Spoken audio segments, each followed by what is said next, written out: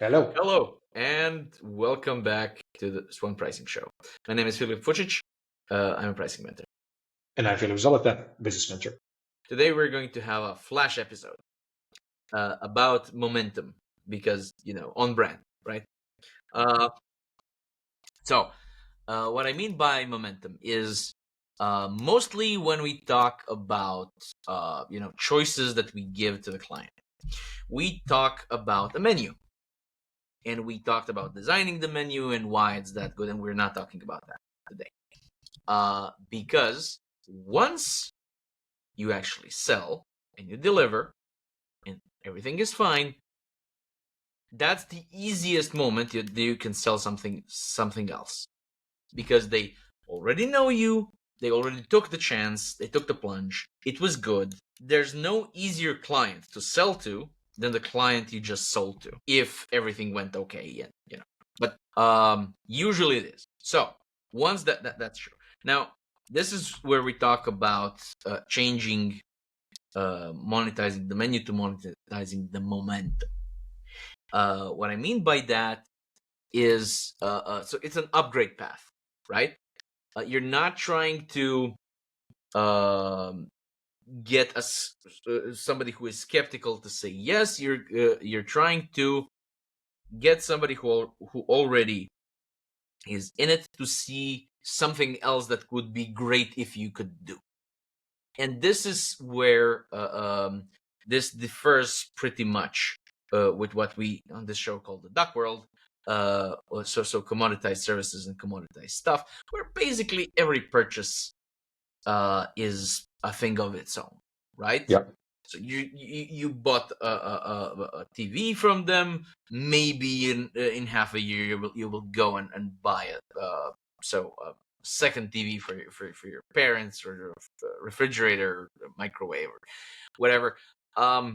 Even with services, so you got your car serviced once you 6 months passed, now you're going to go there for a checkup. This is maybe the mechanic part is not good, because you have to trust the mechanic, but somebody, it's just doesn't really matter.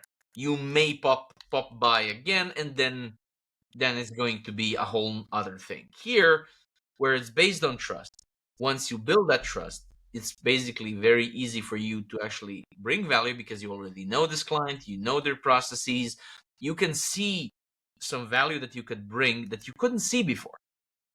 Yeah. And now it's a very good time to basically offer something else. Now, before I go into solution mode, I wanted to ask you what experiences you had with like upselling in general. So is that something that you do often, and what can people learn from you? Yeah, exactly. And thanks for the for the question. Point is, when I'm checking the entire history of my business, but also the business of my friends, colleagues, and business partners, people who I personally perceive successful, we can put aside the amount they're earning completely aside. Point is how they were actually able to utilize the portfolio, the knowledge, and rebuild the relationship and trust. What is often happening that you are practically building additional income streams, additional business opportunities, everything exactly in the specific stage and state as you described.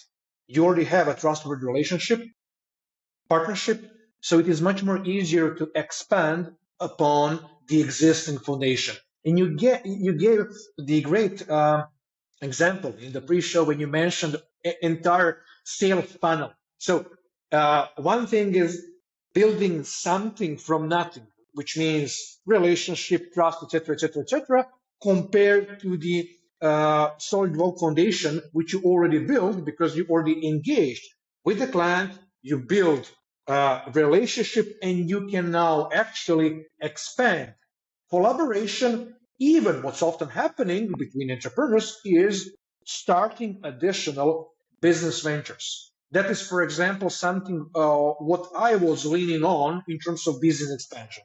When you get to the specific stage of the business, you don't want to start from ground up. You have the foundation, you have the right people in the right place. So cumulatively, the compound effect you can utilize and monetize practically immediate. So from today up until tomorrow, you practically can develop and create a fully standalone business entity infrastructure, which can bring its own clients, customers, and again, utilizing the momentum you've pre-built.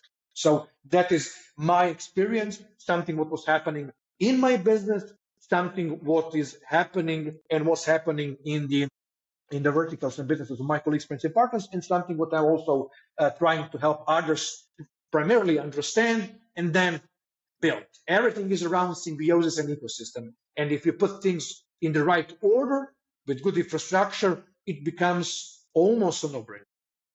I like to say, what got us so far won't carry us any further, right? You can't make the second sale in the same way you made the first, because your whole way of looking at things is different. And this is the big difference, I think, to the duck world, because a sale is a sale, basically a sale is a sale, and here it's not. It's a completely different thing, right? So when somebody says, okay, we're done, and do you have anything next, and you can say, oh yeah, I have another tier. In the tier you get 4 more calls per month and a PDF audit. That's still a menu, right? You're not telling them Yeah. why they need it. You just what they get, and they can't really see why would they get that, right? Yeah. So instead, I would say something like, building on the experience that you mentioned, right? You say to the client, well, your team seems to be using the policy playbook well, right? So next, we can build you a dashboard to spot exceptions in real time. You're like, oh yeah, that would be really useful, right? And then if they ask, you can backfill how that happens. But maybe they don't even ask. Oh yeah, dashboard sounds fine. How soon can I get it? How much does it cost? Right? You don't have to say, oh, that's going to be 3 workshops and a whole time, right? So like we talked about a couple of times on this show, if you could just snap your fingers and he has a dashboard, he would probably be okay with paying for that. Oh, cool. So almost, there's an episode that we did about perception of work and stuff like that. So people can look it up. But in general, why they need it is, and they trust you now, right? They trust you much more because you said they needed X and you delivered that and it was useful. So now when you say, oh yeah, you could probably also use this, if it sounds logical, if it sounds like it comes from your experience in that area, or Exactly.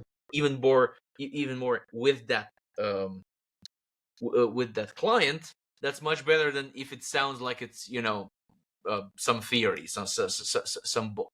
I don't want to deride books, but the difference between theory and practice is that in theory they're the same, in practice they're not. Right? So result anchoring, I think that this is called, keeps the focus in the momentum and not on stuff they get.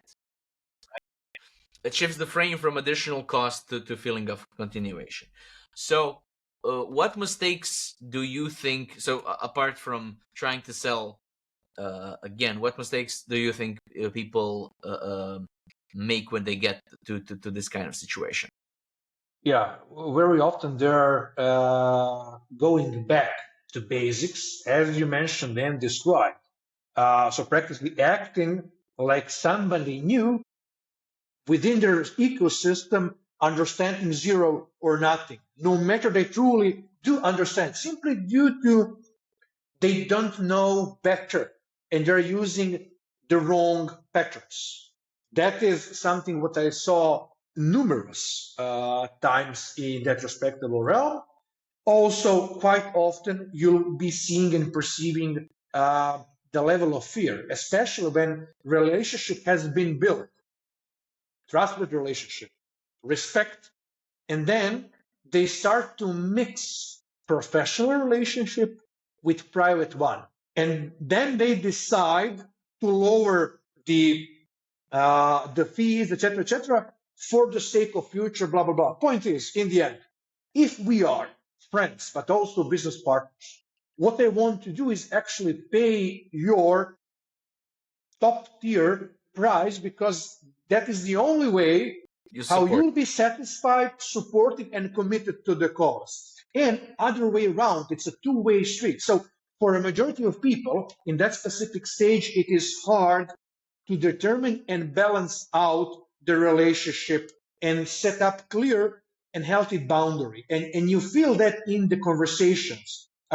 what is going on and happening, how unsecure they truly are, not sure how to communicate, not sure when to pull it out and put in front of the opposite side, etc., etc., etc.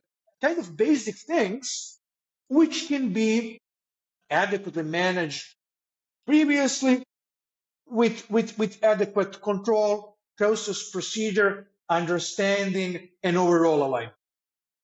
I would say you can't keep up a momentum by leaning back, right? Exactly. Yeah, that's right? it. So you need to keep the pace with the energy, and the money is a part of that energy, but also attention, I think. Yeah. So we pay money, but we also pay attention. I really like that about the English language, that they say to pay attention, because you really do pay attention, right? Exactly.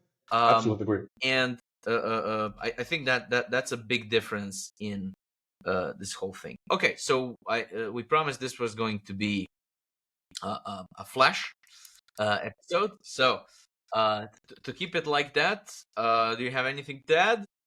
No, I think we covered pretty much well. Where can people find you, man? People can find me on LinkedIn and also on my mentorship page, filipzolota.com. Fearless/pricing.com and LinkedIn for me as well. Thanks for being with us, and see you next time. See ya.